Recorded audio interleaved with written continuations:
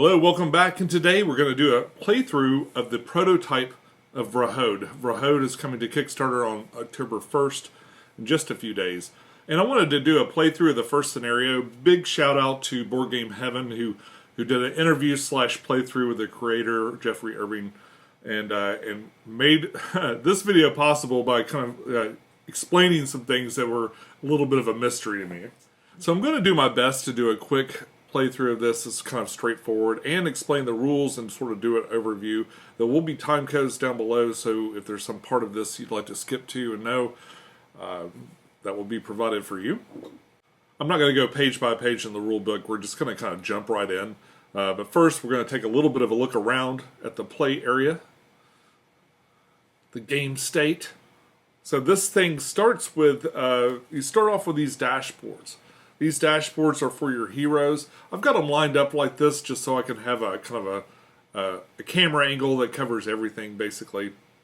So a lot of this setup is sort of geared towards my presentation and not the way you typically do it. I would imagine we have one of these sitting in front of each of the players.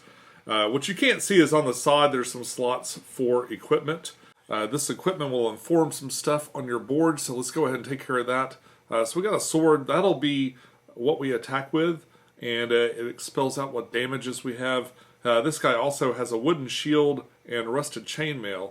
This is going to add mitigation, so that maybe that's the first concept we'll discuss. Mitigation is what you do instead of a defense roll. So hopefully, as you can see from these two cards, it's going to get a mitigation of 3. So anytime that there's a hit rolled based on the damage, they'll be mitigated by this. And what you do with those is you just kind of mark it on here. There's a line here for mitigation. And then tuck it back into there. The sword I might keep out because I'll need to reference this. I pretty well got it memorized now, but just to remind myself that this does a 5, I'm going to put it up here along with some other stuff. And speaking of other stuff, let's go ahead and talk about this. So these other slots here are skills. These will be other things that you're able to do. Sometimes you need a roll to make these happen, and sometimes you don't. They sort of equate to spells, sort of like magic spells that you can do. And when you cast those, you're going to be pulling rule, which is this is how you measure your magic with these little crystals. So you'll be pulling those over and burning them to make these spells go off, or skills as they're defined here. These skill sets kind of go by these traits. This guy has a real high physical trait or body trait, so his skills will no doubt be body oriented, whereas this fellow here has a very high spirit, and he's got skills that are more spirit oriented. A lot of them are kind of similar. Like they have, it seems like there's some kind of base things. There'll be usually something that makes your weapon a little bit more powerful. There'll be something that makes your gives you some shielding, and then like an other effect that's specific to your race. But there are little slots. All of these slots correspond to these different statistics here on the other side, and it kind of give you an idea of where they belong in terms of. I guess as you go on with this game, you could possibly get skills from other traits. Right now, there's like only his body is okay, and his spirit is about as high as you can get on the top level here. So hopefully these other traits could improve, and maybe he could pick up some other skills that would be useful. And that's just the way that asymmetry works in here. Of course, this guy's got a little bit different statistics. Now, what's cool is the setup for this. There's a card here. That card is going to have all these statistics here on the side that will tell you what your starting values are for the different things. And when you go to set up your board, you can slot them in here and kind of work these out. These are little markers. They have a pip at the top. They have one little pip. The top row of this goes 6 through 12, and the bottom row of this one goes 13 to 19. So if I wanted to indicate that I was at 12, that pip would be pointing up at that number, and if I wanted to somehow manage to go to 19, I could flip that pip around, and now it's facing downward. So that's what that's all about. We've got some other statistics here. We've got you got your life points. This has a tens row at the bottom and a ones row at the top. And we've got your movement here. Over here is fatigue. As you go down, a fatigue could mean the end of your life. It's just you getting slowly worn down. As we enter an episode, the first thing we do is we take this down a little bit. We're able to rest and recover some, and there's some other kind of things that happen with that. But yeah, that's fatigue. Mitigation here, like we just talked about. This is usually your armor and other things could change this mitigation. There are also some skills that can improve mitigation.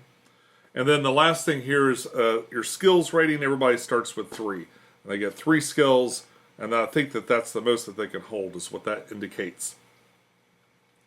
Doesn't come up a whole lot in this first scenario. It's just kind of there to mark it.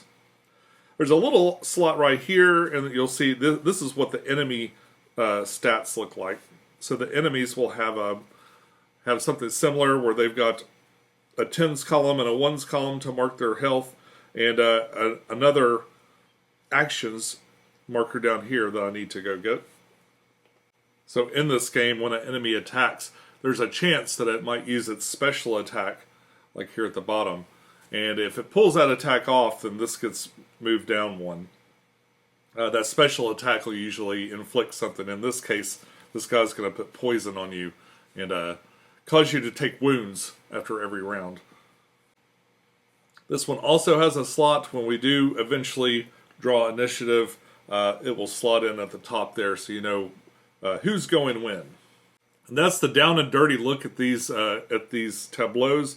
They are really cool. It's a different experience having this in front of you versus on here. This is of course set up for the camera so that you guys can see all the stuff that I'm doing. The downside with this is sometimes I can't see things over this card, so I might move this card down or something later. The interesting thing also on here is every player has not only sort of asymmetric abilities here. It starts off with some different equipment and skills based on what they're good at, but also they'll have different abilities, asymmetric abilities based on their species or race. So, and they'll have restrictions too. Like this guy's sort of a Batman, sort of a bat guy. And he likes to be underground. So he has a movement restriction that's going to affect him. So we'll need to make a note on his tableau that he can't move as well as some folks can across the plains. He's also able to fly, to do short flight, which means he can kind of hop over people. And he's got a couple of other abilities that would affect if he was in the underground. Oh, it looks like he adds a bleed effect, just kind of by default. So you don't have to do anything special. These are just things that are good for you. Our other hero today is sort of a dinosaur man. Lizard man is what I call him. Aldria, with the blade there. The things that he can do really well involve water, and there's no water in this, but he doesn't get penalized by the plains. He does get penalized in the desert or the Badlands. There's about, I think, 7 biotopes that you can encounter, and those are marked at the top of your player sheet. The scenario starts off with a short story that you'll read. Then it'll outline the bad guys that you're going to have. So I already know that for a 2-player game, I'm going to have one of these Nimbus adders with plus 10 life. This adder's life is normally 14, which is a good bit, and so I've added it to 24. So it's got 24 life, got potentially 2 actions it can do, so that's all marked down here. And we'll draw for initiative in a little bit. So something cool that you can do with these cards is, this is great for the setup, but maybe, for a quick rules reference during the game, you can flip these over the other way and just kind of slot them into the top of your dashboard. Then you can just either read it right there on your dashboard if you happen to be sitting right in front of it, or pick it up and reference it during the game. So this is a prototype, and there is a slight difference in this map and what the finished map will have. And it kind of involves the way initiative is drawn and stuff. I'll explain that kind of as we move through it, but just so you know, this is the same except that this has a 1, like that 1 is dropped down there, and that 2 is moved over to here.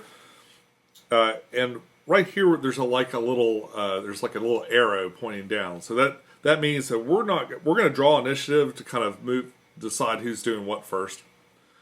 But we won't really be the enemy that we know is going to appear will not arrive until we reach this and investigate.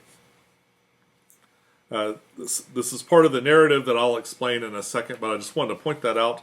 I've added this little chit here to represent a gleaming object in the muck. This is a narrative adventure campaign. I'm not really the greatest at reading things aloud, but I'm gonna summarize, both for time and for your ears' sake. I'm gonna summarize the story so far. We're hunters in this village, and a colleague of ours, someone we care a lot about, has disappeared. Now, we don't know if they've been abducted or they've been carried off or if they went chasing something, but they're gone. And the only clue we have is a broken piece of their equipment that we're sure that they would not have left without. So there's some other stuff going on in town. It's actually an interesting read. But we go on. We're out in the plains now, looking for our friend. There's a little starting spot to indicate where your hero starts. You put a hero there, then another one to start. If you got more than one hero, they just kind of pop in right next door. So we've arrived. This is a riverbank, like a dried up riverbed, and I guess we're following the trail that our friend left behind. There's some blood and some gore and some other stuff going on in this map. And just ahead, we see a glimmering object, and we're thinking, oh, maybe that's a piece of Sharn's equipment. Sharn is our friend or colleague we're chasing down. We're going to draw initiative.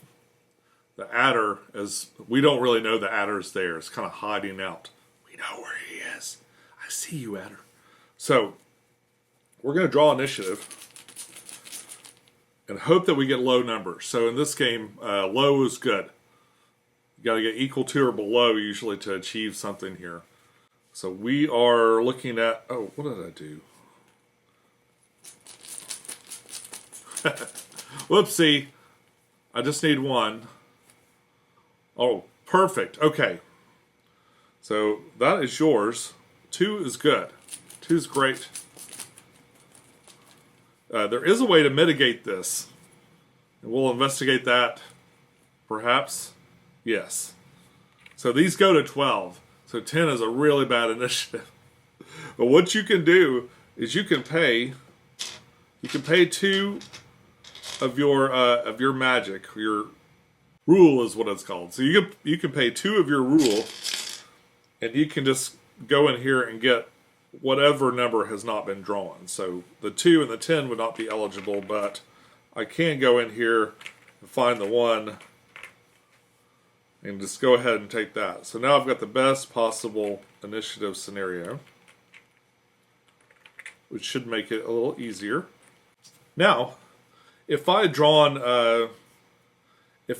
like a 3, and I really wanted to be a little bit faster than this person, I could take a presence check. So I could roll against my presence. This guy's presence is 6. I could roll against that, and if I was successful, I could swap the tokens. So that's another thing that it's a little secret thing that's easy to forget. In fact, there's a couple of little things on the back of this book that I'm hoping to implement this game that I missed my first couple of games. Well, my first game especially. This is my 4th time on this map, so I should be more familiar with it, and hopefully I can get through it real quick. It is not an easy game. It is quite difficult, in fact, to do this, and so you might need a little practice. Even with a little practice, we're rolling dice, so make of that what you will. That could cause some randomness in the luck. So, all right. So I think we're far enough along to go ahead and just start the match. So we have skills that we're going to want to turn on, but we're not we don't want to do that before the adder enters the battle, before really our battle begins. We're not really in a fight right now. We've kind of worked out who's going first, but let's go ahead and just take a couple of moves here. So one thing I needed to note is that this person's movement is restricted a little bit. So this is 6 instead of 7. I'm going to put this token down so that I remember that I've changed that value for some reason. There are little negative ones and there are positive ones that you'll see as the game goes on.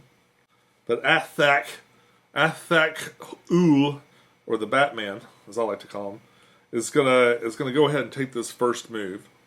So these are all. This is broken into squares. There are lines around here that kind of indicate. It might be kind of hard to see, but there are lines here that indicate areas that are impassable. They're even impassable if you're like trying to fly over them and stuff. He's got short flight.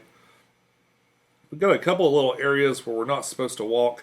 The rest of these have little squares marked out. Your very first move can be a diagonal move. And then it has to be orthogonal up to your last move, which again can be diagonal. So he's going to go diagonal 1, 2, 3, 4, 5, and then a diagonal. No, just go straight up for 6. So that's his move. I would implement some skills. I'll try to do some skills with him, but the most of them involve being in battle, and we're not in battle yet, so I'm going to just let the rest of his turn go. Then it goes up to Mr. Lizard Man. I wish I could pronounce this. I don't think. Oh yeah, Aldrea. Anyway, they can move. I thought they moved a little faster than that. Nope, they move 6. So they're going to go 1, 2, 3, 4, 5, 6. Kind of take the lead. Not doing anything else. There's no other enemies yet. Then we're going to go again. 1. You know what? This guy's gonna he's gonna go 1, 2, 3.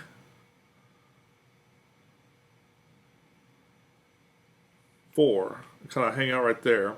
And he's going to go 1, 2, 3, 4, 5, 6, and end up on the shiny object, which I will remove. So as he arrives right there, he's surprised to find an adder just kind of hanging out. And now the Mad Adder, the Mad Adder has entered the fray. We know he's going to go third no matter what I pull out of this. But just for fun, let's go ahead and pull him an initiative. Ooh, big old 12. We've only got one of them right now. So I think I'm going to just take this and move it aside. Boop. All right. So there he is, a 12. So that ends my turn. He draws for initiative to kind of join us in our turn here. We get to keep ours. And then we move on. So around the bend, we've got this guy. He's going to do some skills. Well, first, let's see what this adder could do. Like, assuming he's going to run away at first, at least. 1, 2, 3, 4, 5. How far does he move? He moves 5. So we have to make sure that he doesn't get to me diagonally or horizontally. All right, so I'm going to go ahead and just move back a little bit. 1, 2, 3. And I'm going to take and activate one of my skills here. But which one? Which skill will I use? Well, I'll probably definitely want the armor. This armor is pretty cool. And let's have a look at it. Blesses this hero's armor with +2 mitigation against physical attacks this battle. A +1 rule increases mitigation to 3. And best I can tell, I don't have to roll to implement this. I just got to spend. So I'm gonna. He's already a big rule spender already, but he's gonna throw in 2 and take his mitigation up to 5. And I'm going to add this little green token to remind myself that it is a 5 because of magic. And to remind myself also that I've already done this, I think what I'm going to do is I'm just going to put this aside here. And then slot in these other ones because they haven't been done. Now I can only activate one of those in a turn. So I've moved and activated that. Lizard Man also, much like his friend, would not like to encounter him right away. So he's going to go 1, 2, 3, 4, 5, 6. No, I think he can... Oh, it looks like he could fall in right next to him. So he's going to 6 and go down here. Did you see that? There's a big snake! There's a big snake! And he's going to take this moment to activate some stuff. What he's got? He's got some sort of... Ooh, this is handy. We won't need this right away. Blade of the Warlord. This adds the bleed effect. That's really nice. And then this one, charge an enemy from up to twice your movement away. So we're not really up for this yet. So I'm thinking Blade of the Warlord. And for that one, he pays 1 rule. And now he causes bleeding.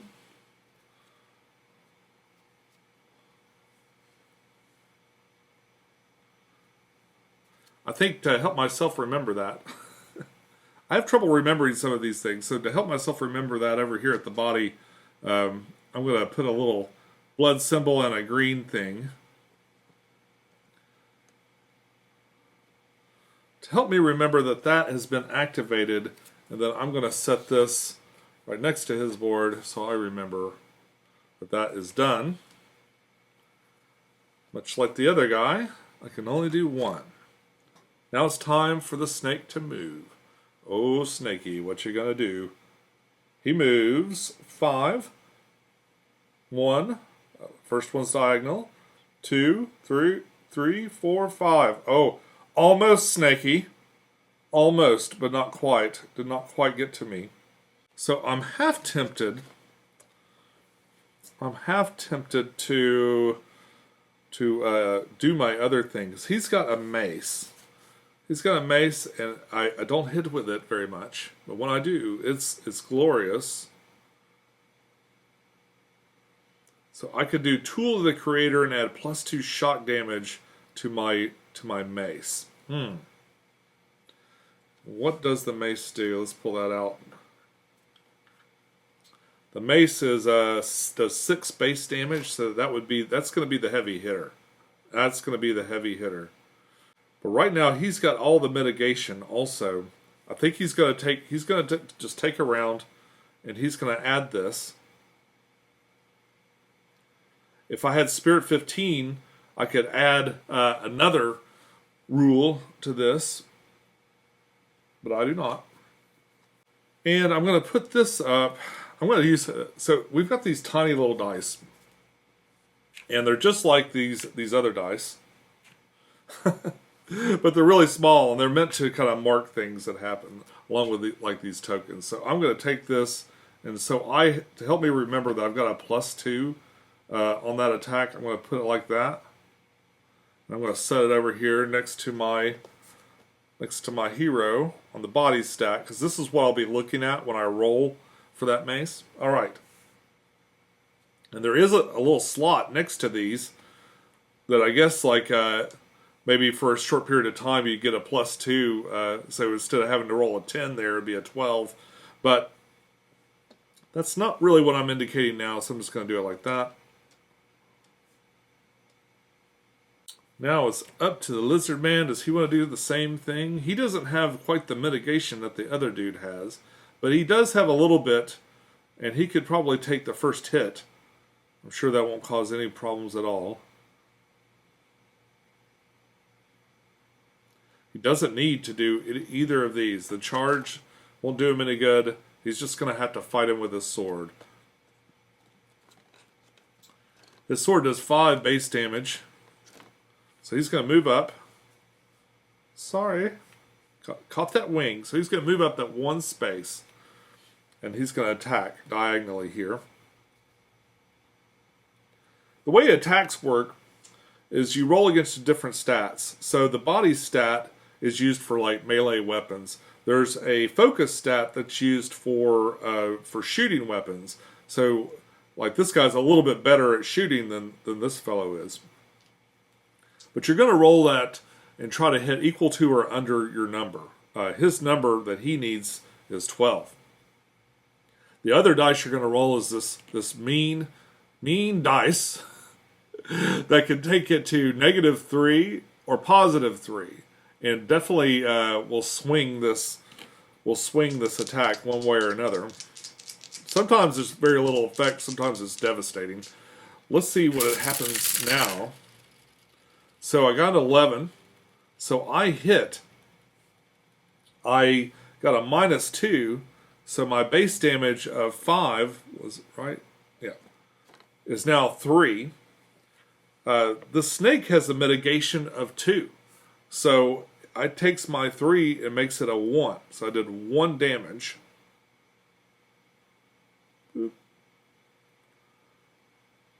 Which isn't all that great, but I have to remember that now my sword causes bleeding. So he will slowly start to bleed out.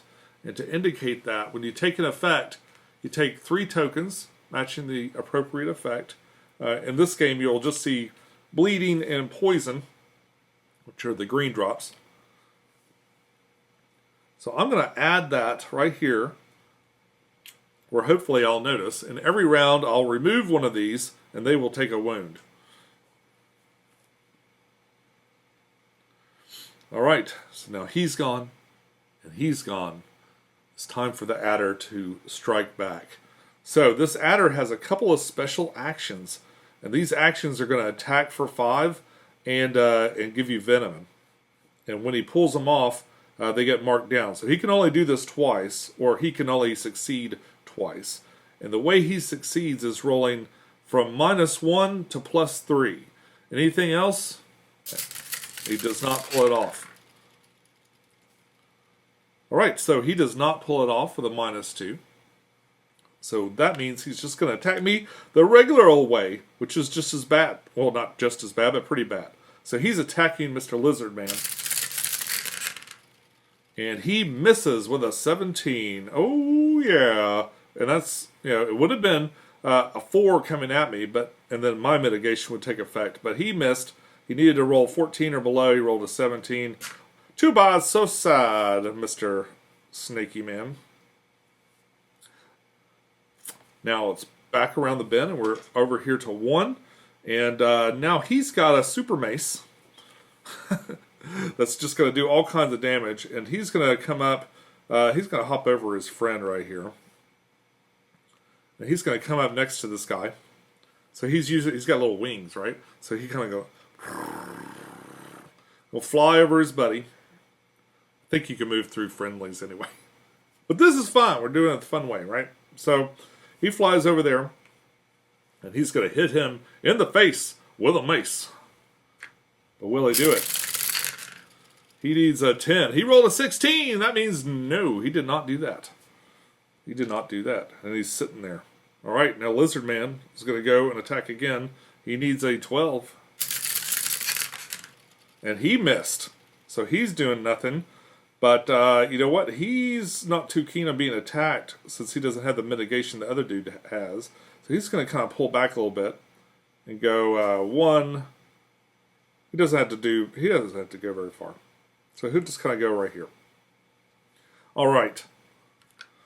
Now it's the snake's turn. The snake's going to attack the last person that attacked it.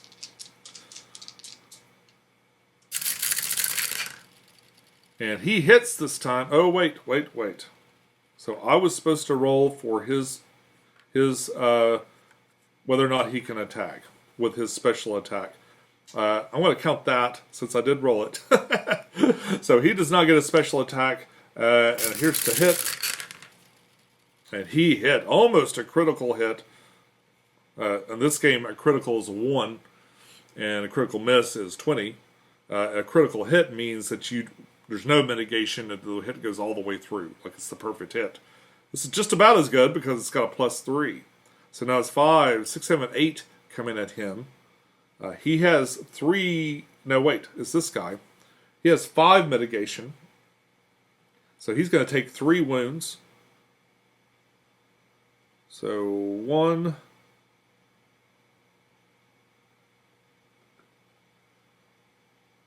2, 3. And no other effects because he didn't get a special attack yet. Okay. Okay, maybe he just won't ever get it. So now we're back around the bend. We got Mr. Big Mace here. He's got this big, powerful mace, but he's got to roll 10 or less to make it happen. And again, he misses. I can't seem to do anything. So he's gonna go. He does nothing else. And then 1, 2, 3. He's going to come up and he's going to take a punch. He did hit with a +3. So his weapon. Oh, and I forgot. Okay. I forgot on his turn he was supposed to bleed. For some reason, that's really easy to forget. He's just gotten hit again, so he's going to get more bleed tokens.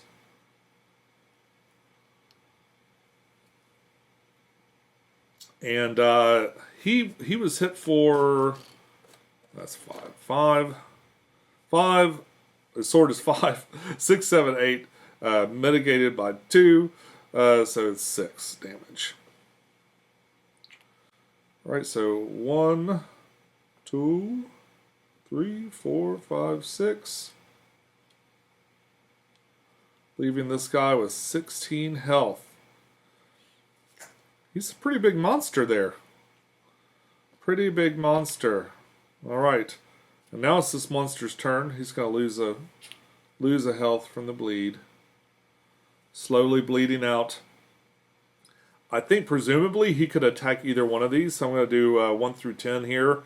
And 11 through 20 there. So he's attacking this guy, Mr. Batman. And he's going to see if he can use his special attack. And he can. That is a positive. He can do it. So he attacks him for 5. So he hits him with 5 damage and poison. Poison, much like the bleeding, is going to be these effect tokens. I'm going to leave them out right here. So there's just 3 of them. So I will need to deal with that as we go, and I'm marking this down. So it's happened once. He also takes 5 damage. He mitigates, his mitigation is 5, but you always do at least 1 damage. So we're going to wound him, give him 1 wound. Almost got away with it. Okay. So that is the snake's turn, and then we're back to him. Come on, Mace. Did not get the mace. Did not do it. Boy, I'm wondering if I want to just sit back and try to heal this guy, although I don't think he's taken a hit yet. I think what he's going to do is he's going to move for a turn. We go 1, 2, 3, and just kind of step back here a little bit. Watch the Lizard Man fight. And Mr. Lizard Man, he critical missed. Basically tripped and fell, and he's just going to stay where he is for his second turn. The snake comes up. He is going to bleed a little bit. He's feeling a little bit better than last round. Whoopsie. Hopefully I didn't cheat right there. He's going to see if he can do his special attack. He'd love to poison the other guy, and he does. He does poison him. So he has 5 coming in. He mitigates, so it's just going to be 2 wounds. Doot, doot. And now he's got poison. Oh, you know, I think a turn went by and I forgot to mark this. I can't remember if I forgot this or not, so I'm just going to do it. I'll go ahead and take a wound for one of those. Okay. So he's had a turn now. No, wait. The snake just took a turn and he attacked him. Okay. So now we're back to his turn. He'll take another wound. Again, I'm not sure if I should have done that already. I'm pretty sure I've had a turn since I was attacked. So he's got that going on. He's going to do Blessed Touch. Blessed Touch heals 4 damage, plus 1 for each spirit point over 12. And removes movement impairing effects from friendly characters. One rule increases healing to 8, plus 3 for each spirit point over 14. Okay, so I could make this, I could heal 8 damage and just heal himself. And so I'm at 5, so I think I'm going to do this. I'm just going to do the regular one. I'm going to heal, heals 4 damage. I could do 2, but I'm going to need some of that rule for the next round, so I think I'm just going to heal 4. So I'm going to do that and heal 4 damage on myself. 1, 2, 3, 4. So I'm at 9. That's probably fine. That he's going to make his attack. And he hit. Oh my gosh. But a -2. So his sword, that was 5, is going to be a 3. The mitigated out means just 1 damage on this guy.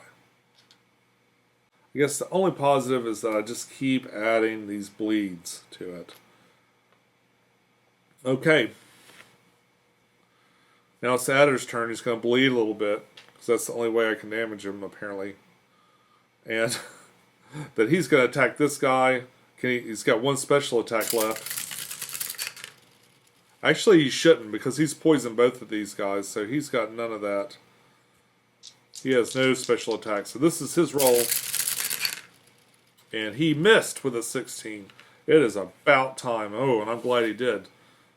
I'm glad he did, because that was a +3. Back around the bed.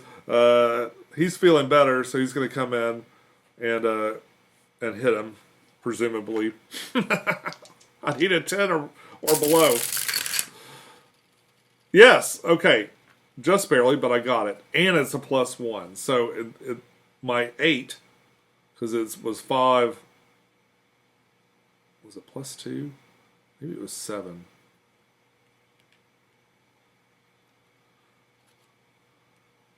Let's put this right here. Yeah, the mace does 6 damage with a +2, and it's unmitigatable because it's a shocking thing. So 8 damage right here to this guy. 1, 2, 3, 4, 5, 6, 7, 8. Oh boy. If only that had happened a little bit faster. It would have been so much better. So I've only got 4 damage left on this dude. And Lizard Man's going to take his shot. He hit him with a -1. I believe that's going to come out to like 1 damage. Then Mr. Adder's going to wake up and bleed a little bit, leaving him with just 2. He can still attack. I guess he'll attack. They're both successful, so we'll go 1 through 10, 11 through 20. So he's attacking Mr. Batman, and he hits with a +3. Thank goodness he's got mitigation. So.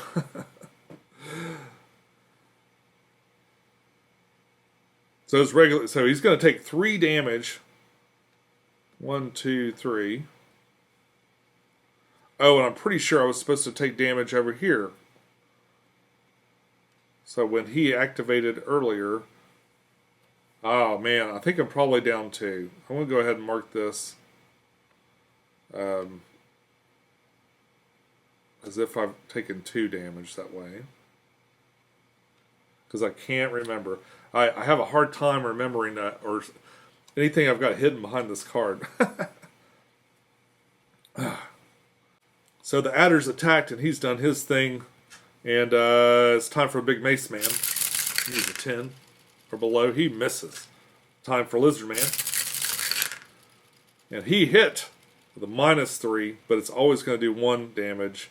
So that brings him to 1. The adder activates, and he's bleeding. So he goes down to 0. And that is the end of Senario A on map 1, because he is dead. Woohoo! Woohoo, you say? Oh man, that wasn't so bad. Just a little beat up. Actually, I'm not in terrible shape right now. Not in terrible shape. Probably could use some healing. So a real important concept of this game is the rest phase. So in between your battles, after your enemy has been defeated, you have the ability to rest and kind of recover some of these things. The other thing to know is if you activated some magical item, it is now gone as soon as the battle's over. I'm not sure if these things just continue, like would I just take another wound, or if I beat it before the battle's over, is that it? I'm not actually positive on that one, so I'm just going to put these aside. Alright, so after you've defeated the monster and it's time to move on to the next round, you can pause and rest to try and recover some of your stats here. You can get your magic back, which he spent, I know he spent at least 2. Now wait, he only activated 1 thing, so he's actually got quite a bit left. He activated a lot, so he really needs it, and he's actually the lowest health. You've got a couple of options here. So here are the rest cards. There's a deck of cards that are especially for resting. And they'll say a couple of different things on the back. Let's see if I can find all the things. Okay. There are 3 different outcomes of your rest. 1, you get a restful sleep. If you get a restful sleep, you're going to get some magic back, you're going to lose some of your fatigue, and you're going to go -2 damage. Oh, I think something I forgot to point out too is as your battle starts, you're supposed to lose 1 fatigue. So my fatigue would be at here for the first round.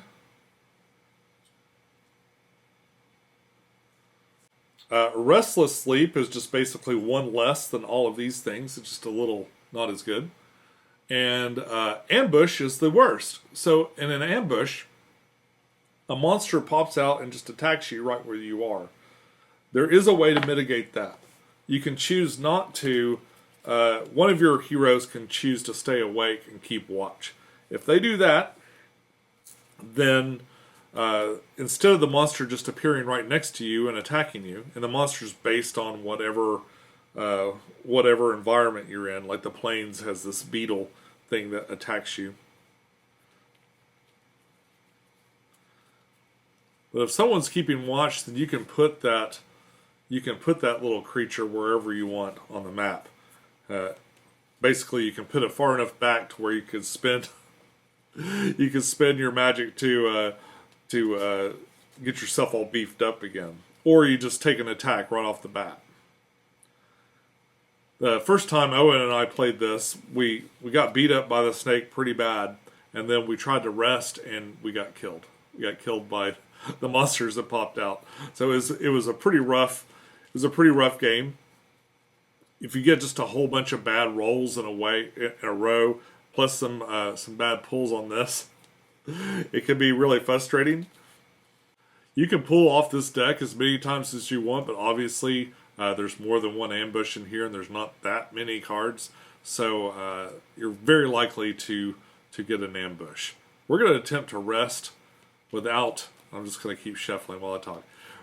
We're going to attempt to rest and see if we can get away with both of us resting, so we can both take the benefit. If somebody keeps watch, then that person doesn't get any healing, and we could both use at least a little bit of healing. Okay, so here we go. First rest. We get a restful sleep. This is the best possible outcome for us. So we get 2 of our rule back. He only spent 1. We get a little less fatigued. We would be able to go 2, but I only needed 1. And the most important, we get -2 damage making him 7, 8, and him 10, 11. Where did he start? Yeah, he started at 14, so that's pretty good. So I could keep doing this, but I'm not going to because I know I will totally get attacked by something if I try to do it any more than that. So what we're going to do now is we're going to move on. We're going to move on in the story because this map actually has two different encounters. There's another encounter over here. We don't have to travel to that. Basically, as soon as we take our rest or do whatever we're going to do on the first part, we're going to just start over here. I do believe that our initiative will be redrawn and the enemy's initiative will be drawn with us this time. So, but we'll get to that in a second. I think because I skipped over all the story part, I'm going to try to read this. I apologize in advance. You wipe the still warm blood off your face, and you kneel beside the glinting object hoping it's no more than a fractured river stone. Damn, you whisper. As you pull the smooth black stone from the flotsam, you'd recognize that amulet anywhere, worn by Sharn on 1,000 hunts. Where have you gone, Sharn? You mutter. You clutch the amulet tight in your hand and stuff it into your pack next to Sharn's broken bow. When you hear a rustling of tall grasses and a loud hiss. Alright, this scenario is letting us know that for 2 players, we're going to get 2 of the Nivasatter. Like we just fought. Oh, but it doesn't include an increase in life, which is awesome. So now we got 2 at 14. And I'm going to go ahead and pull out a second one and mark it at 14. I thought that these were going to both be 24 again, and that was going to be really difficult. It'll probably still be really difficult, but perhaps a little less so. These adders are coming out. Now, I've got these are standees that would be facing up. I can't see anything. These are standees that would be facing up, but as you can see on the camera, even with the weird angles and stuff, you can't see what it is. So that's why I've got these face down. So the first one's going to be there. The next one presumably would be next to him. So there's the adders. And let's see how initiative's going to go. Who should we draw for first? Let's go Mr. Lizard Man. Mr. Lizard Man, come on. Give me something low. Give me something low. 9 is not the lowest. It's not all that low. In fact, you know what? I'm going to spin 2. That allows me to pick out any number I want out of here. I'm going to pick the 1. Throw that back in. Alright. Since I didn't use a lot of magic last round, I feel like I got that to spend, and I probably should spend it. Put it in there, right? Okay. So all these go back in the bag. Now we're drawing for my bat fellow here. His buddy, his comrade. Comrade in arms. Fellow huntsman, who is slow as the dickens. You know what? I'm just going to take it. I'm just going to take it. I don't care. Alright. Next, we got Adder Numero, the first one. We're going to put him on top here. He's a 3, of course. And his buddy, Mr. Other Adder, is going to be a 6. Alright. Fine. That's just fine. Okay, so now that we got 2 of these, I feel like I want to identify them a little bit better. So we're going to go like this. To kind of help me remember who's who. I'm going to put this one on here. And then I'm going to do this to kind of help me remember. Alright. So now we got green adder and yellow adder. Now these had standees, so if you like your standee would just kind of be on there, and the standee stands are pretty small, so you can just kind of place them on top of here. It won't look as janky as this does. But hey, I'm sure you wanted to see this, so that's why we're doing it like that. Okay, so turn one. Turn one, Mr. Oh, you know what? The other thing I could have done. No, I'm not numerically adjacent to anyone. Okay. Oh, you know, there's a couple of things that I kind of forgot to do in the first round. I need to remember to do this. Once per battle, after a failed skill roll, the hero may perform, let's see. So I can use this mind stat to resist one of these actions. These guys both will have 2 attacks that they can do. Make sure that's marked. Okay. So I'll have to remember to try to resist that poison attack this time. All right. So he's got the first turn. And he's going to go... I'm pretty sure they can't make it to me. But I'm going to move back a little bit. And he's going to activate...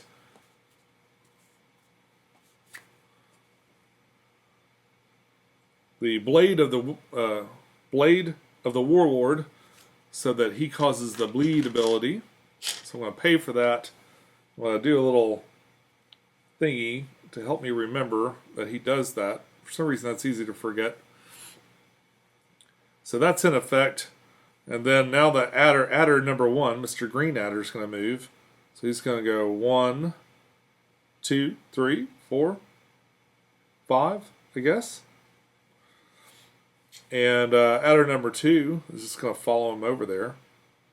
1, 2, 3, 4, 5. So they're just kind of slithering together up there. Now it's his turn, and he's going to activate. Oh, and I moved the wrong person, so I moved him over here on his turn, and now on his turn he'll move to where he is now. I got used to playing him first, I guess. So he'll do Anointed Armor first. So he's going to do more mitigation. Do I want to add rule? Yes. So he's going to do this and then add an extra rule in there to make this a +3 mitigation. So rule, and some more rule. And his mitigation is going to be at 5. I've got a little marker out to indicate that that's magically delicious. Okay. And now it's back to the top of the round, and Mr. Lizard Man. Mr. Lizard Man's kind of, he's got all that stuff he needs. Maybe he's going to kind of get up here. He doesn't want to, he wants to be the one to initiate the attack, so he's just going to stay back and actually do nothing. Yeah, I don't think there's any other thing that he could... You know what? He could make one of these take effect for later. He could. He's going to go ahead. He's going to go ahead and activate this. This doesn't apply to him right now because basically what this is going to do is give him 2 attacks when he gets below half strength, which for him is going to be... Yeah, for him that's going to be 14. Or 14 is his total, so it would be 7. So... a few more hits and then this will take effect. But I'm going to go ahead and put it out there. And that's going to give him an extra attack. I'm going to put another little thing out here to remind myself. I'm going to put it over here on his health. And remind myself if he ever gets down to 7 or lower, that he's got 2 attacks at that point. Okay, moving on. Adder, the green one. 1, 2, 3, 4,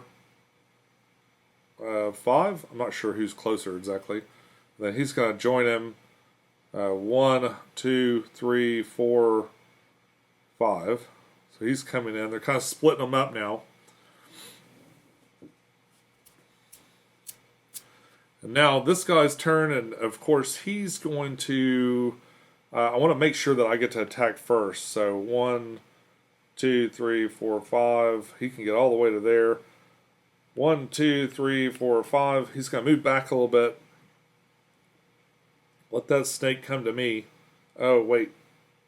Yeah, he gets the last turn. So he is active. He's going to spend a rule to add +2 shock damage to his mace.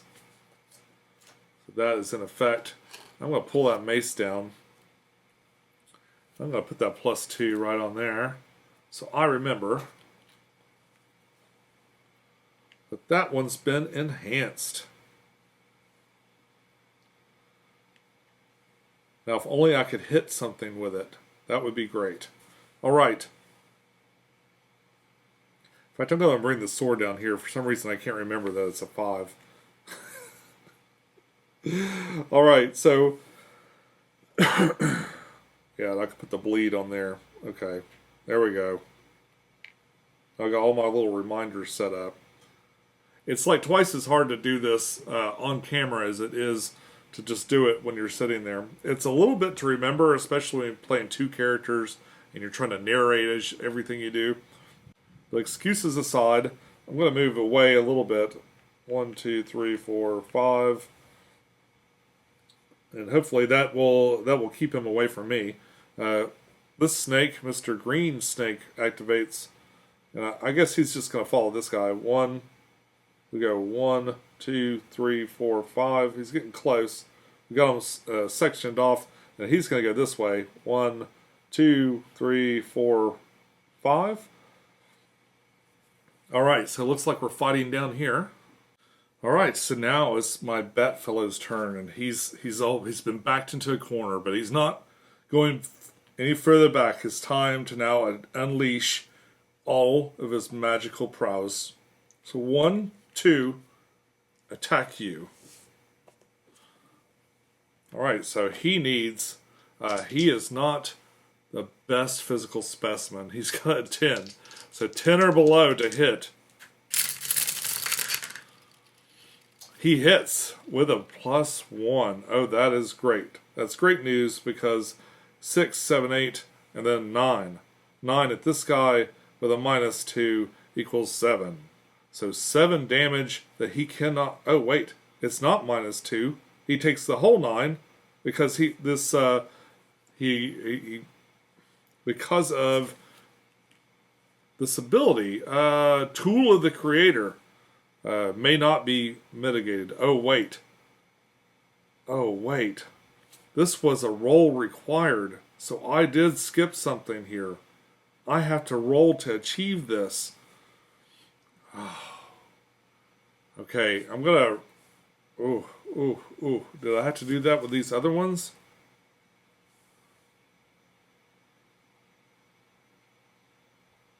So just this one, I had to roll to even see if I was able to do that. So before I give him this damage, let's see if that went off. It did. It did. Thankfully. Because my spirit is 12. That's under. So now this is legal. Or we're going to call it legal. And 8 damage to the light green adder. 1, 2, 3, 4, 5, 6, 7, 8. All right, much better. And he's at 10, so it goes around the bend back up here to the lizard man, who's going to go in and attack. 1, 2, and he's going to attack. He is a little bit better. He can do it with a 12. And so he does hit with a +3, 12 and a +3. So 5, 6, 7, 8, but this can be mitigated, so it's just going to be 6. 6 damage, but he also will cause bleeding. So on the dark green guy, we're going to throw 3 bleeding tokens down. Well, let's go ahead and damage him first. 1, 2, 3, 4, 5, 6. And bleeding damage. Alright, now we're in contact with these adders. And we've taken little chunks out of them, which is better than usual. But now the adder is going to attempt their special attack, because we are now, we're down to dark green guy is going to attack the lizard back. So -2 or -3, he doesn't get his attack, his special attack. That is a -1, which means he does get to do his special attack. So Mr. Dark Green guy, I'm going to mark his attack. It's happening. This attack is going to cause poison. So I'm going to go ahead and mark up my Lizard Man with some poison markers. And I'll have to remember to remove these as he has his turn. So on his next turn, I'm going to do that. Maybe that will help me remember. And so that poison attack, it's at a minus... No, wait, that doesn't count. So this poison attack will come in at a 5 and cause poison. He's got a mitigation at 3, so he's going to take 2 wounds for that. Oh, wrong guy. So 1, 2. He is back to 9 wounds. Not quite at that halfway point that would cause him to be like super powerful, but no. So that got through. He got poisoned, and then on to the next. So the next fella over here, the light green, is going to attempt to poison this guy, and he does not. He does not get it. So he does his regular attack, and he did not hit. He rolled a 19. Thank goodness. So no attack, no consequences for this guy. Now we're down to Mr. Batman again, and he's going to hit him with that mace. Go Super Mace. And that's a 12. That's going to be a miss for him. So he missed that attack. And then we're on to top of the round. Mr. Lizard Man is going to attack. And he hit. He hit. I do need to remember to take off his poison. So he's poisoned. One of those are gone. But he hit with his 12 and a -1. So that is going to bring this to 4 damage coming at him with a 2 mitigation. So it's 2 damage on the dark green one. Oop, oop. Then on to the dark green adder is going to fight back. He's got another one of those poison attacks he could do. Will it hit? It does hit. So he got him with another poison attack. So that's going to be 5 damage and more poison. So we're just going to throw another 3 out here. Throw one of these up so I remember when I see his initiative that he's got another one to do. Alright. He is poisoned, and when he attacked also, he caused more bleeding. When he activated, he would have had to spin one of these bleeds to go down. Got a little bit out of order there, but okay. So now he's done. It's this guy's turn. He's not bleeding or anything, so he's just going to attack. He's got 2 special attacks left, and he hit that special attack. You know, this time though, I'm using my mind power to try to resist that. This is something I keep forgetting to do.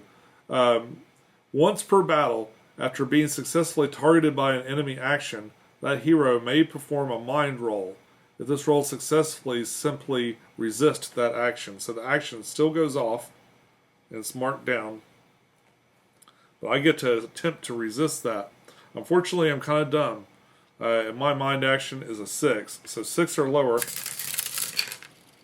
14. I totally did not resist that. So he's going to take poison, which is 3 tokens. They're going to be marking down his health as we go along. And also, so he would have mitigated all the damage, so he still takes 1 damage. Even if you mitigate everything else, you got to take at least 1 damage if you're hit. Okay.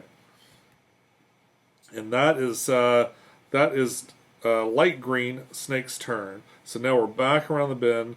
Mr. Lizard Man is going to take a damage for being poisoned. All right, so he's taking it. He took his damage for the poison. I'm going to put this up here so I remember for next turn. And he is at 7. I think he had to be below. Okay, he's not quite below half. yet, so he doesn't get the double attacks yet. So he's just going to go in with a regular attack on this snake. That snake's about dead. He hit big time with a 4 and a +2. So his 5, okay. So that means that all 5, because his mitigation is 2, is going into here. And the snake is at 5, so that is 0, and the snake is dead. So this snake is gone. I think what he's going to do is going to take his remaining move and go 1, 2, 3, and kind of come in next to this guy so he can help finish him off in case he needs it. Alright, this snake would be next, but he is dead. So this snake is going to play. And he has one more attack he could possibly do. So he's going to try, he'll attack the last person that attacked him, which is the mace guy. And he hits, so he got more poison in. Got one more poison in on this guy. And that's going to be 5 in, so that's going to be 1 damage. Now it's his turn. He's poisoned. So he's going to take 1 damage for that. He's just slowly dying from the poison. Then he's got to attempt to attack. He needs a 10 or less. He got it. The -2. So that just means it does the 6 damage here, which is... Oh, and he is at 6 damage right now. That kills him, and that ends the first scenario. Boy, I tell you, it's a lot easier to kill 2 of them with 10 less damage. Or 10 less life than it was before. Plus, I think I'm getting more efficient at using my magic abilities and stuff. Again, I'm still unsure. Like... My 1, 2, 3, 4, 5. I'm at 5 health. In theory, I would have had time to like cast spells and stuff. I've got some magic left where I could have fixed that. I don't know if what you do with these markers at the end of a round. So I'll have to ask Jeff about that. But that is the end of the first scenario. You could choose to rest at this point and kind of recover some health. I think you do carry these things over from game to game, so whatever state you're in, I think you're going to start the other side of the map. I did notice that the other side of this map is a real simple level with only 1 encounter. Like this had 2 encounters on it, and this next one has just the 1. So you got some bad guys over here, and it's a plane shrike, so it's a monster I haven't seen before. In fact, I played this level a couple of times, so I was thinking about moving on to this one. But I think the first level shows a little bit more of the stuff that you can do. But there is an ending. There is a conclusion here. I guess let's read that. The last slithering fiend lay to rest, and the stream bed is quiet. You note just how strange this attack was. Everybody knows not to corner a Nevis adder, but to pursue you unprovoked? You hope they haven't acquired a taste for blood beyond their usual prey of rodents and lizards. You haven't had time to ponder this puzzle before another one replaces it. Pouring from the dead creatures, you see the familiar red mist that was their fading Kier energy.